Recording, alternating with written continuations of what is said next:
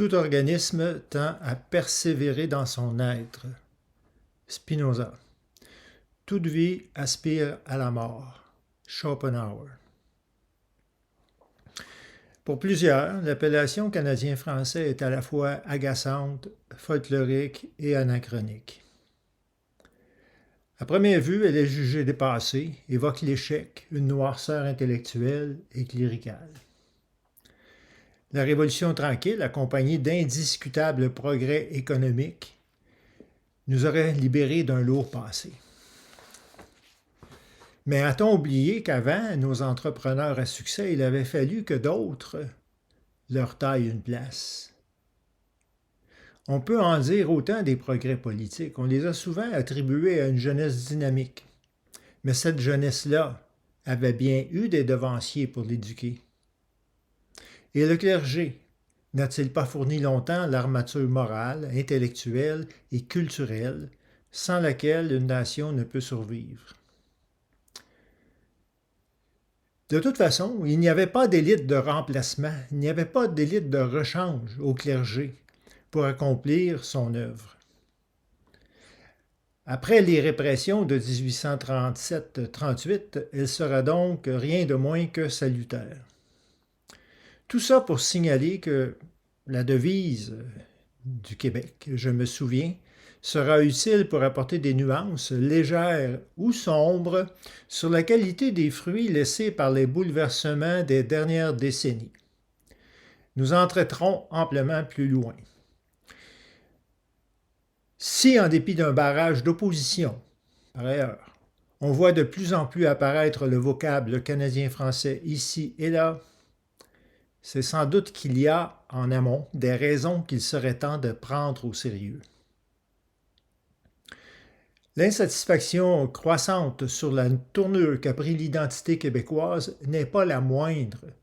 L'absence d'évocation dans ses dimensions historiques ou actuelles du fait canadien-français au sein de la diversité québécoise, qui s'est montrée par ailleurs fort inclusive et bien établie par l'État du Québec, principalement dans la loi 99-2000, cette ouverture institutionnalisée depuis plus de 22 ans a tout simplement fait déborder le vase. Comment peut-on avoir une loi qui dépeint la diversité du Québec dans ses moindres détails en refusant ou en négligeant de mentionner les Canadiens français?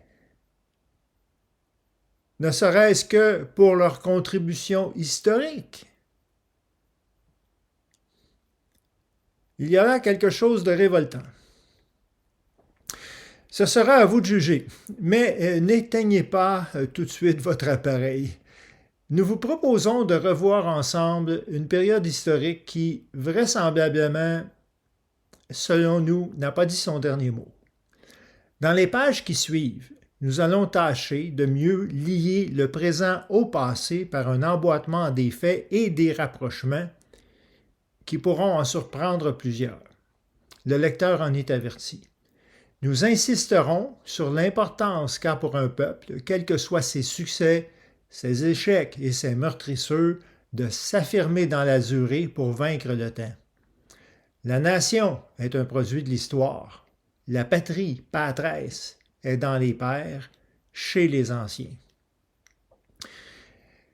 Du projet d'émancipation politique des Canadiens français, qui avait lentement émergé dans l'adversité, on a fait table rase. Il a d'abord été revu, puis détourné sous influence trudeauiste. Il se solde aujourd'hui par une absence de résultats probants, ce qui s'appelle un échec. Les expériences de la Révolution tranquille ont laissé du dépit, une morosité que, du reste, beaucoup de Québécois ressentent toujours en eux-mêmes.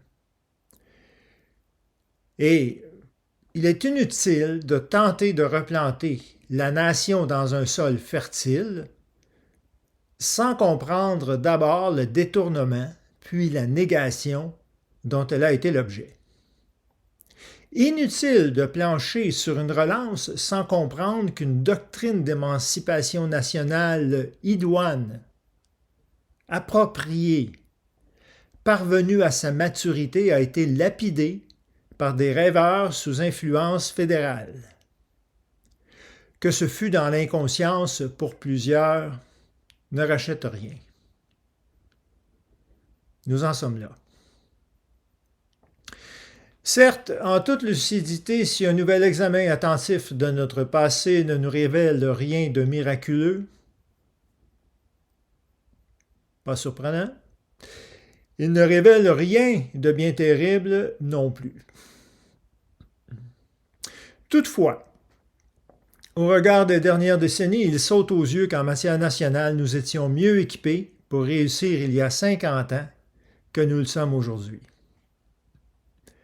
Dans notre explication, nous refusons d'attribuer à un irrépressible progrès général l'expression fourre-tout qu'on utilise pour enfouir dans un certain occultisme une compréhension des choses qui s'arrête à mi-chemin. Les changements de grande envergure s'expliquent par des jeux de pouvoir qui souvent se font en coulisses. Et qu'on le veuille ou non, c'est ainsi que ça se passe et on ne peut s'arrêter aux apparences ni aux frontières du Canada pour comprendre de son apogée en 1969-70 quelles ont été les conditions qui ont permis le déclin et pratiquement l'effondrement du nationalisme canadien-français et de ses ambitions à l'autonomie. Le but n'est pas de faire la géographie de la nation canadienne-française, mais de rétablir la trame de notre histoire pour l'insérer dans une dynamique d'émancipation politique qui doit être non seulement repensée, mais réincarnée. Vous avez bien compris. Ce ne sont pas des motifs sentimentaux ou un bête retour au passé qui nous animent. C'est d'élaborer une doctrine, une armature propre à redonner à la nation canadienne-française la place qui lui revient. C'est une démarche pour un statut national optimal. Pas idéal, optimal. Cette projection de notre affirmation se bute à des forces en présence à la fois puissantes et hostiles. Et ce n'est pas nouveau.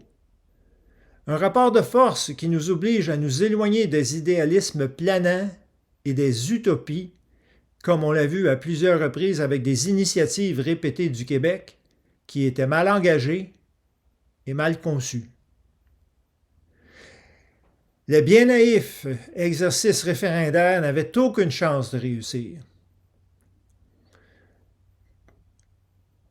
Nous élaborerons plus loin sur ces faits malheureux, mais rappelons pour le moment que Parizeau était seul à la fin au sein de son propre parti, abandonné par tous, par tous ses proches, ses collègues, les députés, les ministres, son état-major. Alors quoi? C'était un chef seul qui s'était engagé dans un combat herculéen, décisif. Ah, faut le faire. Ce qu'on remarque, c'est qu'on ne s'était pas imposé l'obligation préalable de mesurer les forces en présence, de les mettre au défi des idéaux planants, du jovialisme et des utopies. À une certaine étape, on ne peut laisser tout reposer sur des parlementaires. Il faut un état-major conseil indépendant, capable de définir les gestes audacieux dans le cadre légal, qui, au moment opportun, se traduiraient par des victoires, si petites soient-elles. Parce que, à l'heure actuelle, l'important, c'est de renouer avec la victoire, de simplement en retrouver le goût.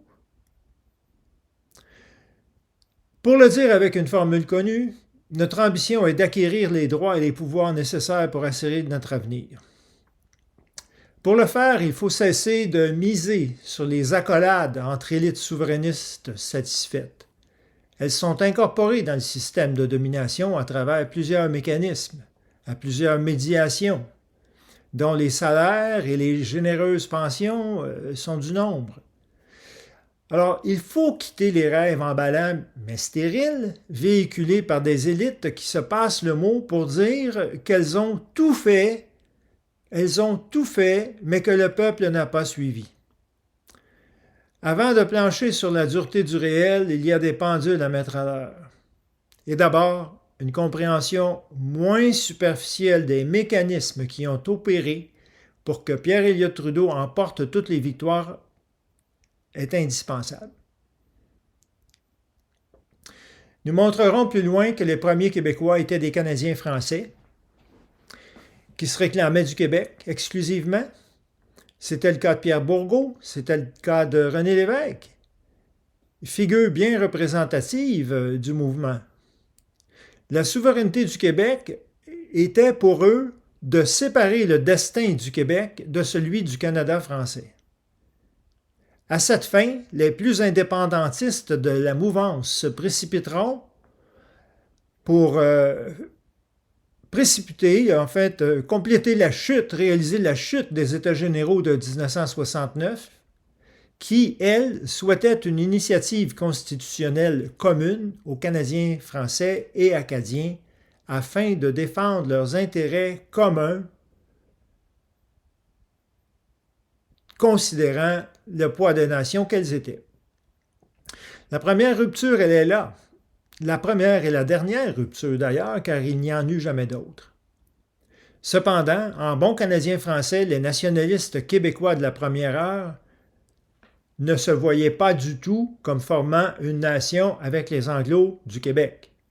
Ils ne formaient pas de nation avec les Anglos du Québec, mais ne voulaient plus avoir à être solidaires ou à évoquer même un destin commun ou une convergence, ne serait-ce que dans le cadre de revendications constitutionnelles. Alors leur séparatisme envers les Canadiens français de l'extérieur du Québec et des Acadiens était radical. Naturellement, ce séparatisme-là était plus facile à réaliser que la séparation du Québec du Canada, pour laquelle nous ne verrons jamais le premier geste ou la première... nous ne verrons jamais apparaître. Comme je l'ai mentionné, les Canadiens français québécois ne voulaient pas fusionner avec les Anglais du Québec parce qu'ils étaient des Canadiens français du Québec et non pas des Québécois alliés avec les anglophones.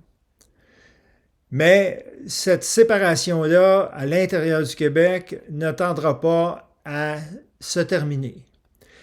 L'approche référendaire réussira ce que 250 ans du régime britannique n'avaient pas réussi. Il fallut s'inspirer des techniques d'ingénierie étatique manipulatoire pour bricoler un destin national commun entre les Canadiens français et les Anglos du Québec. Pourquoi? Parce qu'ils appartenaient à la province de Québec, prétendait-on dans ce délire, avant d'appartenir au Canada. Ce qui fera conclure à François-Albert Anger, quelques mois après la défaite référendaire de 1980, que la lutte a changé de sens. En résumé, le premier changement tient de la séparation des francophones acadiens et des francophones et acadiens par les indépendantistes du Québec. Le deuxième tient de la fusion des Anglos et des Canadiens français du Québec dans le cadre du Québec, comme si se tirer dans le pied deux fois faisait doublement avancer l'indépendance. Après toutes les vicissitudes de la québécitude exposées ici, sommairement, la question nationale demeure. Admettant le contexte fleuri ici, La première tâche sera de renverser les entraves mises sur le chemin de l'émancipation nationale depuis la Révolution tranquille. La présente étude nous amènera à formuler des propositions élaborées à partir des impasses héritées des dernières décennies.